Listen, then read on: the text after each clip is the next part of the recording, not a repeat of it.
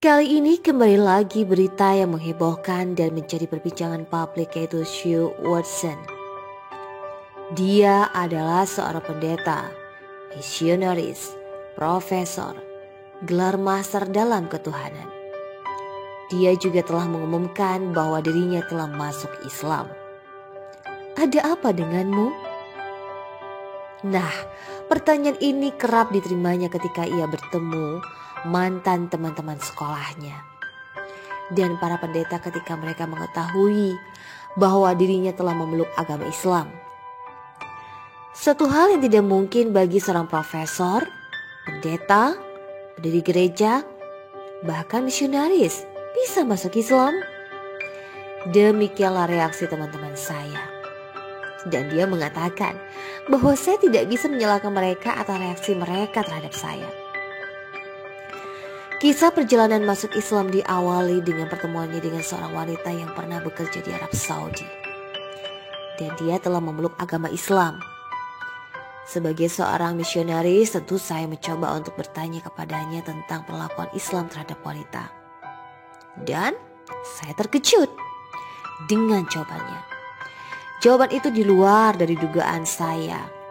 Selanjutnya saya mencoba lagi dengan sebuah pertanyaan tentang Tuhan atau Allah SWT dan Muhammad, ujarnya. Namun temannya itu tidak mau menjawab atas pernyataan itu.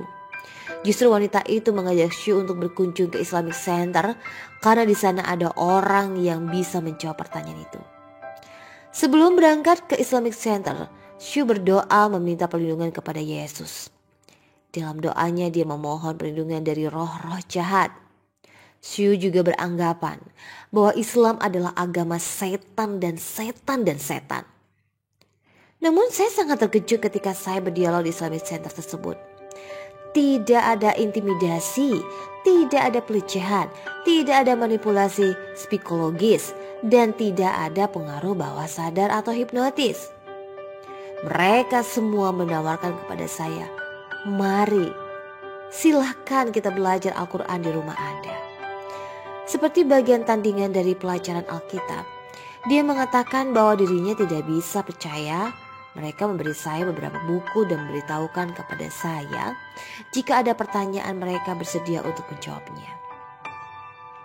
Setelah pulang dari Islamic Center pada malam harinya, saya mencoba membaca sebuah buku yang mereka berikan kepada saya.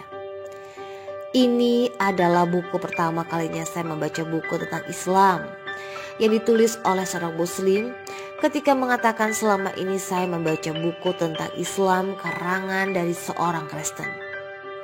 Hari berikutnya, Sue mendatangkan kantor Islamic Center sesuai dengan janji mereka yang mencoba mengajukan beberapa pertanyaan, dan ini berlangsung selama 1 minggu. Tanpa disadarinya, dari hasil dialog Sue dengan Islamic Center perlahan-perlahan mulai memahami ajaran Islam. Dan dia juga mengatakan bahwa dirinya telah membaca sebanyak 12 buku dalam waktu 1 minggu. Dan dia mengatakan bahwa ia mengetahui alasan mengapa umat muslim adalah orang yang paling sulit masuk Kristen. Dia menjelaskan karena tidak ada yang bisa ditawarkan kepada mereka. Dalam Islam ada hubungan dengan Allah, pengampunan dosa, keselamatan, dan janji juga janji kehidupan abadi. Sebagai seorang misionaris, tentu saja saya mempertanyakan kepada mereka, siapakah Allah yang menjanjikan keselamatan dan pengampunan dosa? Sue juga mengatakan, kami telah diajari sebagai orang Kristen bahwa Tuhannya umat muslim adalah Tuhan lain, Tuhan palsu.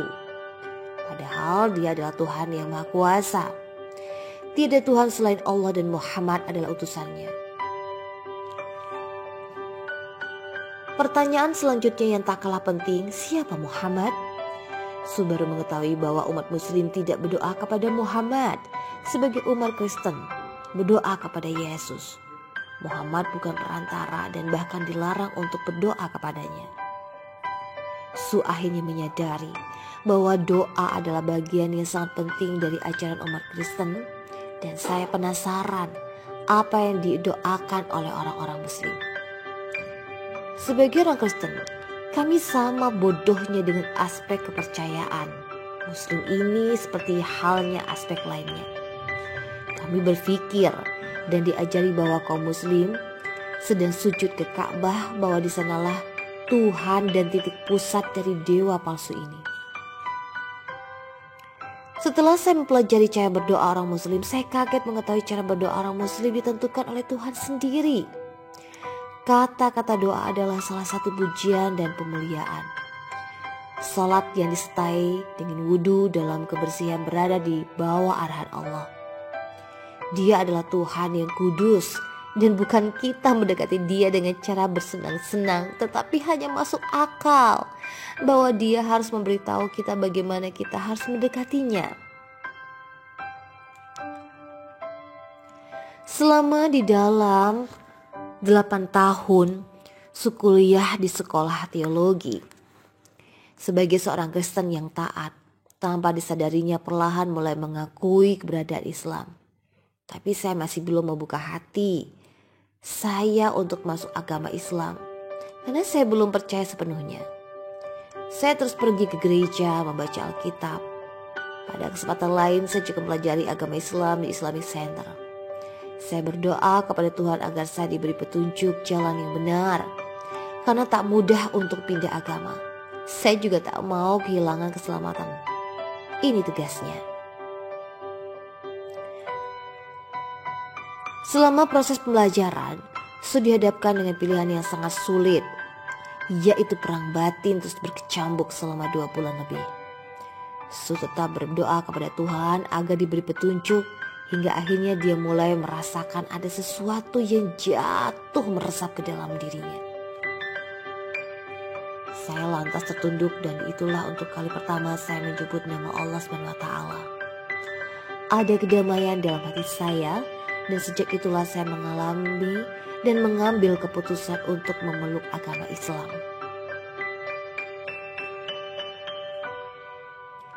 Keputusan saya untuk pindah agama bukanlah hal yang mudah. Tentu saja saya mendapatkan reaksi keras dari Dewan Gereja. Setelah masuk Islam, Su dipecat dari pekerjaannya sebagai pengajar di 2 perguruan tinggi kolesi teologi, dan juga tidak diakui lagi oleh keluarga suaminya. Pilihannya itu juga disikapi negatif oleh anak-anaknya yang sudah dewasa dan dicurigai oleh pemerintahannya sendiri.